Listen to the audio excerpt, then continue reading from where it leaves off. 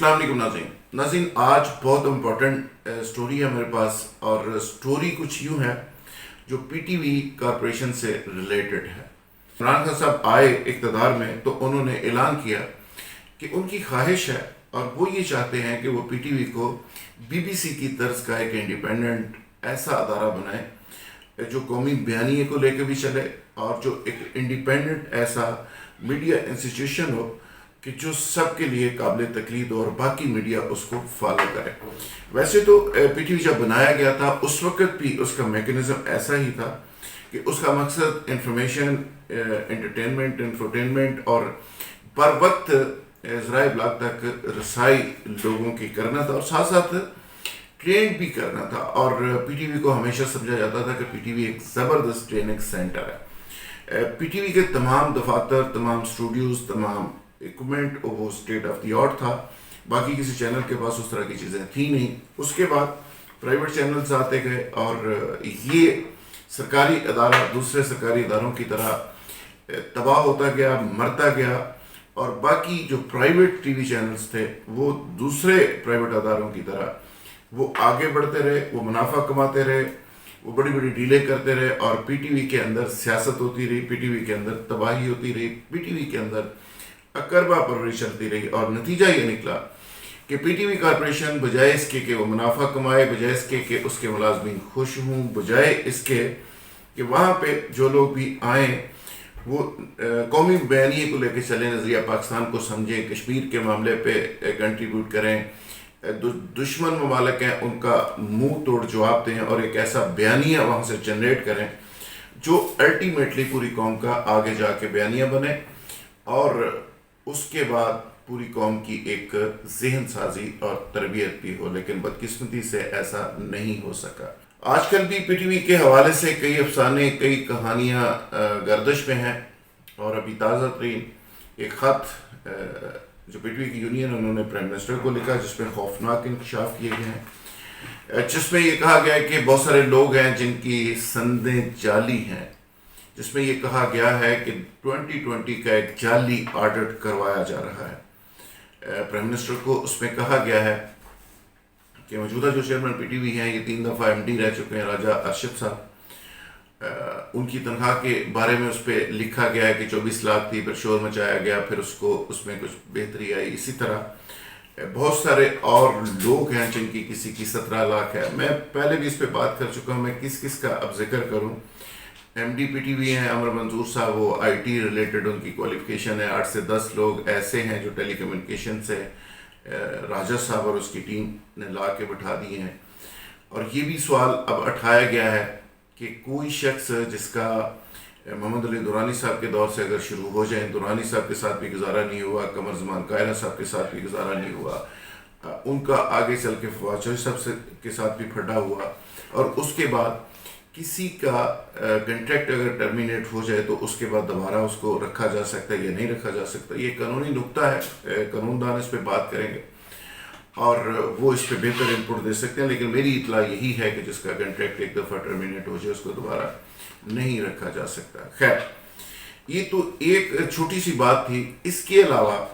یہ پی ٹی وی جو اب خالصتاً ڈیپینڈنٹ ہو گیا میرے اور آپ کے ٹیکس کے اوپر، وہ اس لیے کہ پہلے پی ٹی وی کی ایک لائسنس فیس رکھی کہ جو 20 روپے تھی پھر 25 ہو گئی، پھر 35 ہو گئی، اب اللہ کے فضل سے یہ 100 روپے ہونے جا رہی ہے، 21 ارب روپے سالانہ کلیکٹ ہوا کریں گے۔ اس پہ یونین کے لوگ بہت احتجاج کر رہے ہیں۔ وہ یہ کہہ رہے ہیں 13 اکاؤنٹس کی بات چل رہی ہے کہ مختلف اکاؤنٹس کھول لیے گئے ہیں۔ پہلے وابڈا ایک محکمہ تھا، یونائٹ تھا، وہاں سے پیسے آتے تھے، کسی ایک اکاؤنٹ میں آتے تھے، وہاں سے استعمال ہوتے تھے، کوآرڈر تھا، سسٹم تھا۔ تو اب ان کا خیال یہ ہے کہ 13 اکاؤنٹس کھل گئے ہیں، اور اکاؤنٹ ظاہر ہے ایم ڈی صاحب اور ڈائریکٹر فائنینس مل کے کھولتے ہیں، ان کا یہ اختیار ہے، اور وہ اکاؤنٹس کہاں کہاں کھلے ہیں اور کیوں کھلے ہیں، ان کے اندر پیسے کیسے جا رہے ہیں، کن کمپنیوں سے پیسے آ رہے ہیں۔ یہ ایک سوال میں اٹھا رہا ہوں، میں اس پہ فیصلہ نہیں دے رہا، فیصلہ اداروں کو کرنا ہے، پرائم منسٹر صاحب کو کرنا ہے، اور اگر فرانزک آڈٹ ایک ہو جائے تو اس میں دودھ کا دودھ اور پانی کا پانی ہو جائے۔ بی بی سی تو خیر پی ٹی وی نہیں بن سکا، لیکن پی ٹی وی کارپوریشن جو ہے وہ ٹیلی کمیونیکیشن کارپوریشن بن چکا ہے۔ اب صورتحال یہ ہے کہ میرے اور آپ کے ٹیکسوں کے پیسے سے چلنے والا یہ ادارہ اور اس کے اوپر بار بار یہ لوگ آ کے بیٹھ جاتے ہیں، پتہ نہیں کیا اس ادارے سے تیل نکل آیا ہے اور وہ کیوں اس قوم کی زبردستی خدمت کرنا چاہ رہے ہیں، جبکہ پوری قوم کہہ رہی ہے کہ جان چھوڑیں. لیکن کچھ لوگ ایسے ہیں جو آ کے بار بار اسی ادارے کے اوپر جپٹتے ہیں اور براجمان ہو جاتے ہیں. اور نتیجہ کیا نکالنا چاہ رہے ہیں؟ اگر تو کوئی اچھی خبر ہے، کوئی اس قوم کے لیے بہتر نیوز ہے تو قوم کو شیئر کریں، ورنہ خبر یہ آتی ہے کبھی 9 بجے کا خبرنامہ کئی دن تک بند رہتا ہے، جو ایک پرائڈ تھا اور جو پہچان تھی اس چینل کی. کبھی یہ اطلاع آتی ہے کہ جی کشمیر کا نقشہ پی ٹی وی کے غائب ہو گیا اور اس پہ انکوائری ہوتی ہے اور اس پہ کچھ لوگوں کو چھوٹی موٹی سزائیں دے دی جاتی ہیں. اسی طرح اور بہت سارے بلنڈرز ہو رہے ہیں. دوہری شہریت کا ایک ایسا معاملہ ہے کہ جس میں پی ٹی وی کے بڑے کرتے دھرتے جو ہیں دوہری شہریت ان کی جنہوں نے ڈکلیئر نہیں کی ہوئی، میرے پاس اس کے ثبوت موجود ہیں. آنے والے دنوں میں وہ سامنے لے کے آؤں گا. اچھا، اس کے علاوہ پی ٹی وی کے کو 12 سے زائد بڑے بڑے اسٹوڈیوز ہیں، بڑے بڑے کیمرز ہیں، بڑا ایک سیٹ اپ ہے اور وہ تباہی کے دہانے پر پہنچا ہوا ہے. تمام اسٹوڈیوز آلموسٹ بند ہیں. وہاں پہ بجائے اس کے کہ باہر سے آپ ڈرامے خریدیں، آپ قومی بیانیے کو سامنے رکھتے ہوئے اچھی سکرپٹنگ کر کے آپ کو خود ڈرامے بنانے چاہیے. جو لوگ کہتے ہیں جی ہم بڑے تجربہ کار ہیں، ہمیں پی ٹی وی کے اندر ہی رہنا ہے اور ہمیں پی ٹی وی کے ٹاپ سیٹوں کے اوپر رہنا ہے، بار بار نکلنا اور پھر آنا ہے اور پھر رہنا ہے، تو کم از کم ان لوگوں کو چاہیے کہ وہ قومی بیانیے کو سمجھیں، دو قومی نظریے کو سمجھیں، وہ کشمیر کو کم از کم معاف کر دیں. اور پھر سب سے بڑی بات کہ خود اسکرپٹ لکھ کے اس طرح کے ڈرامے جو باہر سے خریدے جا رہے ہیں، میرا خیال ہے وہ ڈرامے ہمیں خود بنانے چاہیے. اور ساتھ ہی ساتھ جو پی ٹی وی کو نقصان ہونے کی بات ہے، جگن کاظم کا جو شو ہے اس میں خط میں لکھا گیا کہ 45 لاکھ روپے ماہانہ کا صرف ایک پروگرام پہ نقصان ہوا اور ہو رہا ہے. اسی طرح اور بہت سارے پروگرامز ہیں جس پہ نقصان ہو رہا ہے. ایک لمبی چوڑی فہرست ہے جو پہلے بھی میں عرض کر چکا، میں اس کو ریپیٹ نہیں کرنا چاہ رہا. خاور اظہر صاحب ہیں، کترینہ صاحب ہیں، سروش بٹ صاحب ہیں، یہ تمام کے تمام لوگ کس طرح ہائر کیے گئے، کتنے پیکج کے اوپر ہائر کیے گئے. اور اب یہ سمری کئی دنوں سے رکی ہوئی تھی جو 100 روپے کی ہے، اور اس کو یقین کریں کہ بیوروکریٹس بھی سمجھ رہے تھے کہ یہ سمری جسٹیفائڈ نہیں ہے. 100 روپیہ لوگوں کے پاس سے کٹے گا، پہلے لوگ مرے ہوئے ہیں بیچارے، تباہ حال ہیں، یہ 100 روپیہ مزید ان کے پاس سے جائے گا. بات تو ہم کرتے ہیں 100 روپے سے کیا ہوتا ہے، لیکن جب آپ بات کریں کہ 10-12 چیزوں میں یہ 100-200 روپے کٹتا ہے تو پھر یہ بہت زیادہ ہو جاتا ہے. اور جس کی جیب سے جا رہا ہوتا ہے اس سے پوچھیں کہ اس کے ساتھ کیا حال ہو رہا ہوتا ہے. تو